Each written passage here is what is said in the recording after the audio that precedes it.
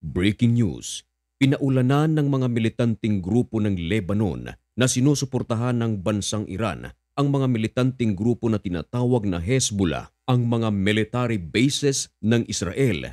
Ginamitan ito ng mahigit 60 mga rockets.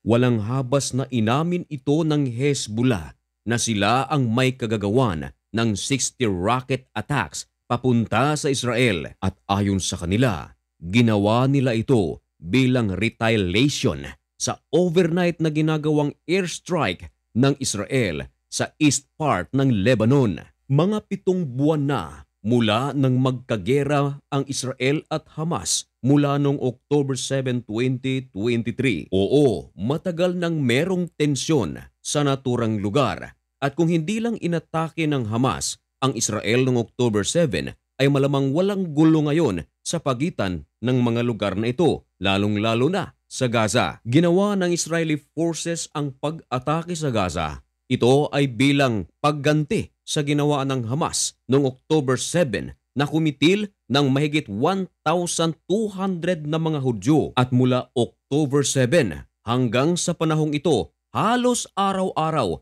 merong palitan o suklian ng mga missiles ang Israel at ang Hezbollah. Ang Hezbollah ay sumusuporta sa mga militanteng grupo ng Gaza na Hamas na kapwa naman sinusuportahan ng Iran. Hindi ito inaamin ng Iran, subalit halos buong mundo na ang nagbabalita nito at nito lang Miyerkules, inamin mismo ng Hezbollah na nag-launch sila ng missile attack at 60 Katyusha rockets papunta sa mga Israeli military position at ang mga posisyon na ito ay nasa Israeli Annex Golan Heights. Hindi ito itinanggi ng grupo.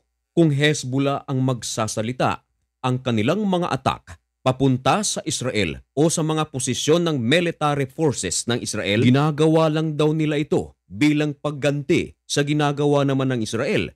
Subalit, kung Israel naman ang tatanungin at kung sila ang magsalita, nagsasagawa lang sila ng pag-atake sa Hezbollah bilang ganti sa ginagawa ng Hezbollah. Dagdag pa ng Israel, hindi naman nila target ang mga sibilyan sa Lebanon, kundi ang mga militanteng grupo lamang nito at ang kanilang mga pasilidad. Hindi raw sila gagawa ng anumang pag-atake sa Lebanon sa mga militanteng grupo nito kung wala raw ginagawa ang mga militant group na ito. Pinatunayan ito ni Hagari na noon pang simula, binalaan na ang mga militanteng grupo na ito na huwag gagawa ng anumang aksyon laban sa Israel sapagat gaganti sila. Kaya lang naman daw gumagawa ng pag-atake ang Israel sa Hezbollah dahil sa mga ginagawa nito laban sa Israel. Ayon naman sa Hezbollah, ang kanilang ginawang pinakabagong pag-atake na gumamit ng mahigit 60 missiles bilang ganti raw ito sa Israeli air raid on the Baalbek area. Ayon naman sa Lebanon's official National News Agency or NNA na ang naturang mga air raid ay nasa mga hating gabi, Miyerkules, at mga 5 lokasyon na kalaban ng Israel ang target. Ito ay ayon sa NNA. Dagdag pa ng NNA na ang naturang Israeli airstrike ay nagsanhi ng pagkasugat ng mga sibilyan doon at nagsanhi rin daw ito ng pagkasunog. Kinumpirma rin ito ng NNA na ang naturang airstrike ay tumama din sa isa sa mga military camp ng Hezbollah. Nagsalita naman ng Israeli Army at kinumpirma ito. At ayon sa kanya, ang kanilang ginawang airstrike ay intended lamang sa mga militanteng grupo ng Lebanon at talagang tinarget nila ang mga lugar kung saan nagkukubli ang mga Hezbollahs. Target daw nila na sirain ang precision missile project ng Hezbollah. Sumagot naman ang Hezbollah rito at kinumpirma nila na ngayong Miyerkules ang kanilang ginawang pag-atake sa mga military bases ng Israel ay isa raw sa mga pinakamalalim na atake nila sa Israel mula noong October 8. Gumamit din daw sila ng mga drones sa mga military bases near the Israeli city of Tiberias. Nangyari ito Miyerkules. Ginawa nila ang naturang pag-atake sapagkat noong Martes, kinumpirma din ng Hezbollah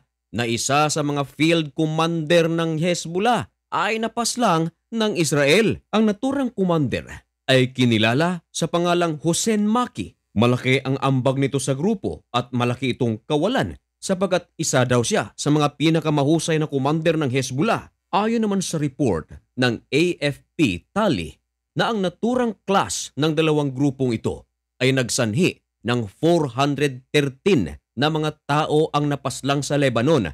Mostly dito ay mga militant.